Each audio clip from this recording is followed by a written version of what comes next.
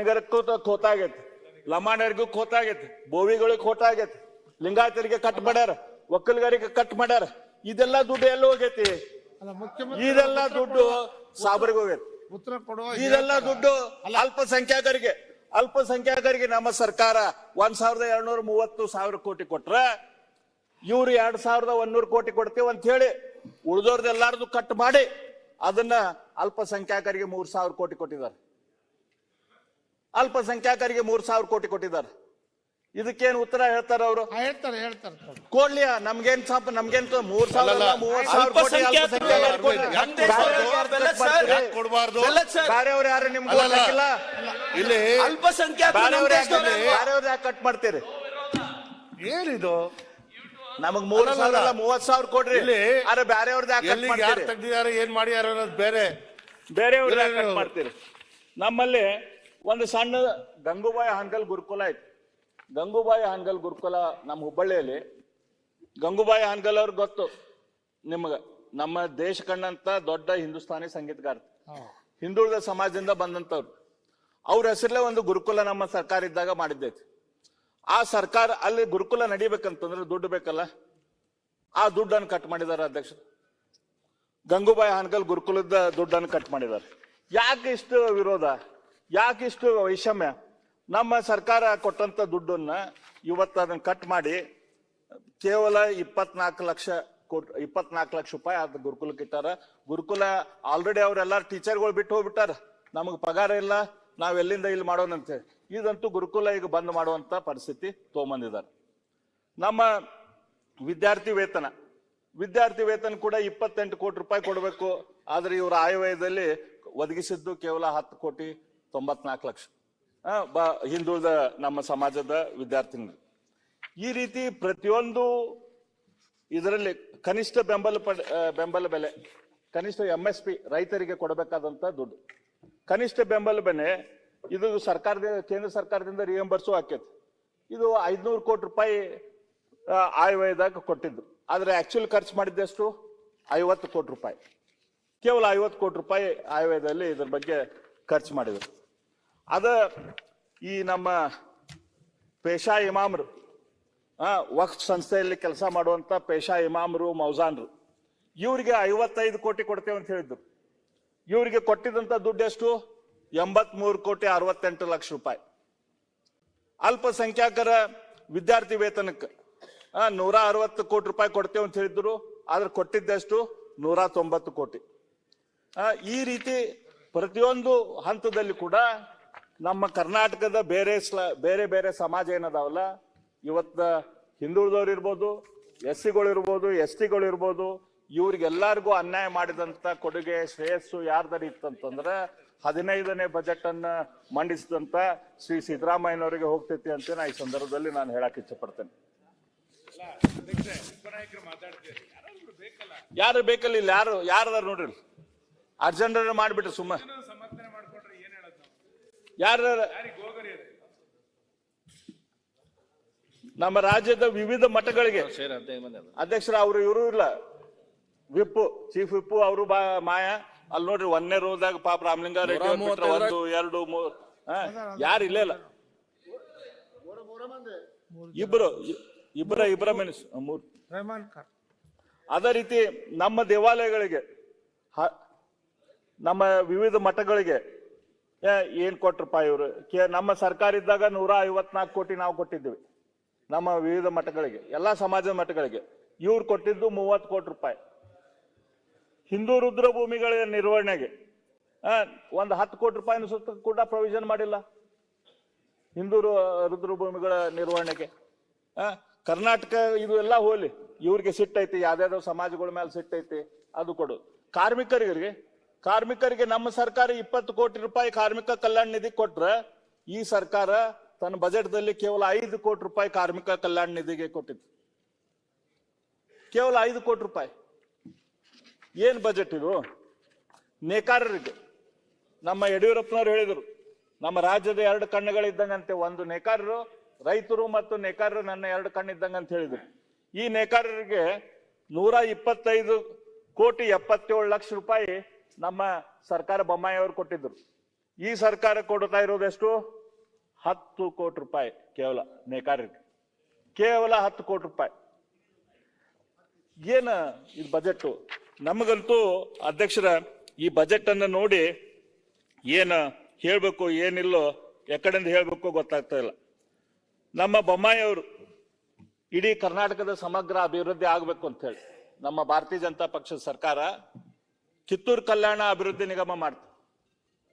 ಕಿತ್ತೂರು ಕಲ್ಯಾಣ ಅಭಿವೃದ್ಧಿ ನಿಗಮ ಮಾಡಿ ಆ ಕಿತ್ತೂರು ಕರ್ನಾಟಕಕ್ಕೆ ವಿಶೇಷ ನಿಧಿಯನ್ನು ಕೊಡೋಣ, ಅದ್ರ ಮೂಲಕ ಅಭಿವೃದ್ಧಿ ಮಾಡೋಣ ಅಂತ ಹೇಳಿ ಇವ್ರು ಕಿತ್ತೂರು ಕಲ್ಯಾಣ ಅಭಿವೃದ್ಧಿ ನಿಗಮನ ಹಾರಿಸೇ ಬಿಟ್ರು.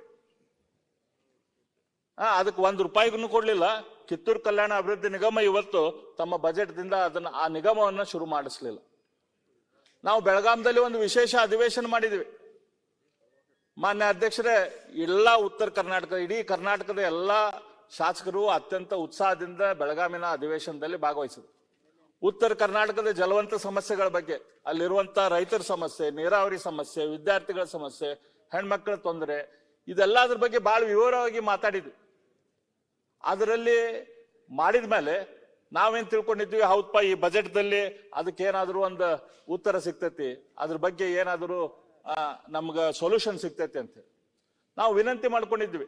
ಅಲ್ಲಿ ಏನು ಮಾತಾಡಿದ್ವಿ ಅದರದೆಲ್ಲ ಒಂದು ಪಟ್ಟಿ ಮಾಡ್ರಿ, ಅದರಲ್ಲಿ ಯಾವ ಪಟ್ಟಿ ಮೂಲಕ ಯಾವ ಕೆಲಸ ಯಾವಾಗ ಮಾಡಿ ಮುಗಿಸ್ತೀರಿ ಅಂತ ಹೇಳಿ. ಅದು ದುಡ್ಡು ಕೊಡೋದು ಅಲ್ಲಿ ಉತ್ತರ ಕರ್ನಾಟಕಕ್ಕೆ, ದುಡ್ಡು ಕೊಡೋದಿರ್ಲಿ ಹೈದರಾಬಾದ್ ಕರ್ನಾಟಕಕ್ಕೆ, ದುಡ್ಡು ಕೊಡೋದಿರ್ಲಿ ಕಿತ್ತೂರು ಕರ್ನಾಟಕ ಅನೌನ್ಸ್ ಮಾಡೋದಿರ್ಲಿ, ಆ ಪಟ್ಟಿನೂ ಕೂಡ ಕೊಟ್ಟಿಲ್ಲ ನಮಗೆ. ಏನೇನ್ ನಾವು ಲಿಸ್ಟ್ ಮಾಡಿದ್ದೀವಿ ಆ ಪಟ್ಟಿ ಕೂಡ ಕೊಡುವಂತ ಕೆಲಸ ಅದಾಗಿಲ್ಲ. ಮಾತೆತ್ತಿದ್ರೆ ಇವರು ಗ್ಯಾರಂಟಿ ಬಗ್ಗೆ ಮಾತಾಡ್ತಾರೆ ಅಧ್ಯಕ್ಷರು. ಆದ್ರೆ ನಿಜವಾಗಿ ಈ ಸರ್ಕಾರದ ಉದ್ದೇಶ ಏನಿದೆ? ಈ ಸರ್ಕಾರದ ಉದ್ದೇಶ ಅವ್ರ ಫೈನಾನ್ಸ್ ಡಿಪಾರ್ಟ್ಮೆಂಟ್ ಲೆಟರ್ ಪ್ರಕಾರನ, ಇದು ನಾನೇನು ಹಂಗ ಹೇಳ್ತಾ ಇಲ್ಲ ಅಧ್ಯಕ್ಷರ, ಈ ಸರ್ಕಾರದ ಉದ್ದೇಶ ಗ್ಯಾರಂಟಿಗಳನ್ನ ಈ ಎಲೆಕ್ಷನ್ ಮುಗಿದ ಮೇಲೆ ಬಂದ್ ಮಾಡ್ಬೇಕಂತ ಈ ಸರ್ಕಾರದ ಉದ್ದೇಶ ಐತಿ. ಇಲ್ಲೇ ಫೈನಾನ್ಸ್ ಡಿಪಾರ್ಟ್ಮೆಂಟ್ ಲೆಟರ್ ಐತಿ ನನ್ನ ಹತ್ರ. ಫೈನಾನ್ಸ್ ಡಿಪಾರ್ಟ್ಮೆಂಟ್ ಲೆಟರ್ ಪ್ರಕಾರ ಎಕ್ಸ್ಕ್ಲೂಷನ್ ಕ್ರೈಟೀರಿಯಾ ಅಂತ ಹೇಳಿ ಅವ್ರು ಪ್ರಪೋಸ್ ಮಾಡಿದಾರ ಮುಖ್ಯಮಂತ್ರಿಗಳಿಗೆ. ಯಾರ್ಯಾರನ್ನ ಇದರಿಂದ ತೆಗಿಬೇಕು ಗ್ಯಾರಂಟಿಯಿಂದ? ಅಂಗನವಾಡಿ ಕಾರ್ಯಕರ್ತರಿಗೆ ಗ್ಯಾರಂಟಿಯಿಂದ ಅವರಿಗೆ ಕೊಡುವಂಗಿಲ್ಲ, ಆಶಾ ಕಾರ್ಯಕರ್ತರಿಗೆ ಗ್ಯಾರಂಟಿಯಿಂದ ಕೊಡೋದು ಬೇಡ, ಔಟ್ಸೋರ್ಸ್ ಅಂಡ್ ಕಾಂಟ್ರಾಕ್ಟ್ ವರ್ಕರ್ಸಿಗೆ ಇದು ಗ್ಯಾರಂಟಿಯನ್ನು ನಾವು ಕೊಡೋದು ಬೇಡ, ಗೆಸ್ಟ್ ಟೀಚರ್ಸಿಗೆ ಗ್ಯಾರಂಟಿಯನ್ನು ಕೊಡೋದು ಬೇಡ, ಗ್ರಾಮ ಸಹಾಯಕರಿಗೆ ಗ್ಯಾರಂಟಿಯನ್ನು ಕೊಡೋದು ಬೇಡ. ಈ ರೀತಿ ಆಲ್ರೆಡಿ ಪ್ಲಾನ್ ಮಾಡ್ಯಾರ ಇವ್ರು ಸರ್ಕಾರ. ಯಾರ್ಯಾರಿಗೆ ನಾವು ಕೊಡೋದು ಬೇಡ ಅಂತ ಪ್ರಪೋಸಲ್ ಬಂದಿದೆ ಫೈನಾನ್ಸ್ ಡಿಪಾರ್ಟ್ಮೆಂಟ್ ದಿಂದ. ನನ್ನ ಕಡೆ ಇದು ಲೆಟರ್ ಐತಿ. ಒಂದು ನಿಮಿಷ.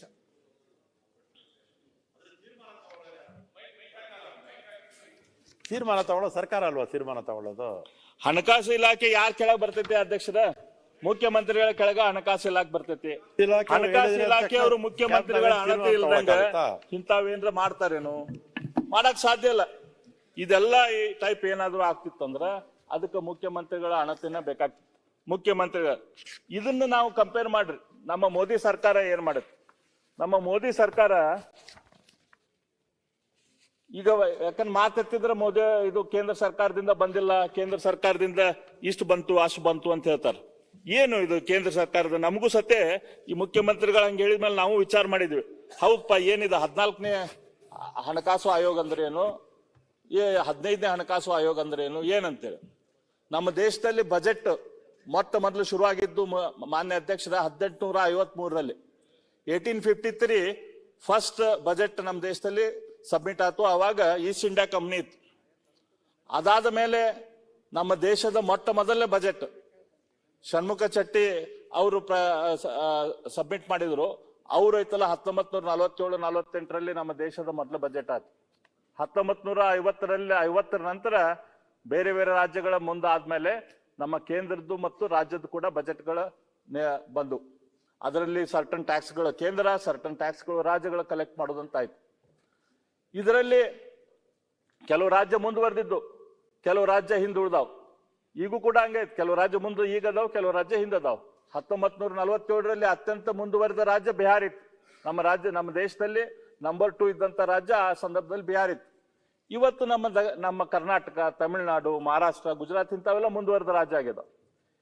ಈ ರಾಜ್ಯಗಳು ಕೇವಲ ಡೆವಲಪ್ ಆದ್ರೆ ನಡೆಯೋದಿಲ್ಲ, ಕೇವಲ ಕೇಂದ್ರ ಸರ್ಕಾರದ ಟ್ಯಾಕ್ಸ್ ಕಲೆಕ್ಷನ್ ಒಳ್ಳೇದಾದ್ರೆ ಆಗೋದಿಲ್ಲ. ಈ ಕೇಂದ್ರ ಸರ್ಕಾರದ ಟ್ಯಾಕ್ಸು ರಾಜ್ಯ ಸರ್ಕಾರಕ್ಕೆ ಬಂದು ಇಲ್ಲೂ ಕೂಡ ಅಭಿವೃದ್ಧಿ ಆಗಬೇಕು, ಎಲ್ಲ ರಾಜ್ಯಗಳು ಅಭಿವೃದ್ಧಿ ಆಗ್ಬೇಕಂತ ಹೇಳಿ ನಮ್ಮ ದೇಶದಲ್ಲಿ ಮೊಟ್ಟ ಮೊದಲ ಬಾರಿ ಹಣಕಾಸು ಆಯೋಗ ಬಂತು. 1951ನೇ ಹಣಕಾಸು ಆಯೋಗ. 1951ನೇ ಹಣಕಾಸು ಮೊದಲನೇ ಹಣಕಾಸು ಆಯೋಗದಲ್ಲಿ ₹100 ಸೆಂಟ್ರಲ್ ಟ್ಯಾಕ್ಸ್ ಕಲೆಕ್ಷನ್ ಆತಂದ್ರೆ ಅದರಾಗ ಕೇವಲ ₹21 19 ರಾಜ್ಯಕ್ಕೆ ಕೊಡಬೇಕು ಅಂತ ಹೇಳಿತ್ತು. ಇದು ಮುಂದೆ ಬದಲಾವಣೆ ಹಾಕೊಂತ ಹೋಯ್ತು ರಾಜ್ಯ. ನಮ್ಮ ಪ್ರಧಾನಮಂತ್ರಿಗಳಾದ ನರೇಂದ್ರ ಮೋದಿ ಅವರು ಪ್ರಧಾನಮಂತ್ರಿ ಆದ ಮೇಲೆ ನಮ್ಮ ಮುಖ್ಯಮಂತ್ರಿಗಳು ಕಂಪೇರ್ ಮಾಡ್ತಾರೆ. 14 ಹಣಕಾಸು ಆಯೋಗದಿಂದ ಕಂಪೇರ್ ಮಾಡಿದ್ರೆ ನಮಗೆ 15ನೇ ಹಣಕಾಸು ಆಯೋಗದಲ್ಲಿ ಅನ್ಯಾಯ ಆಗೈತಂತ. 14 ಹಣಕಾಸಿನ ಆಯೋಗ ತಂದವ್ರು ಯಾರು ಸ್ವಾಮಿ? 14 ಹಣಕಾಸಿನ ಆಯೋಗ ಮಾಡಿದವರೇ ನಮ್ಮ ಪ್ರಧಾನಮಂತ್ರಿಗಳು. 2014-15ರಲ್ಲಿ 14 ಹಣಕಾಸು ಆಯೋಗ ಬಂತು.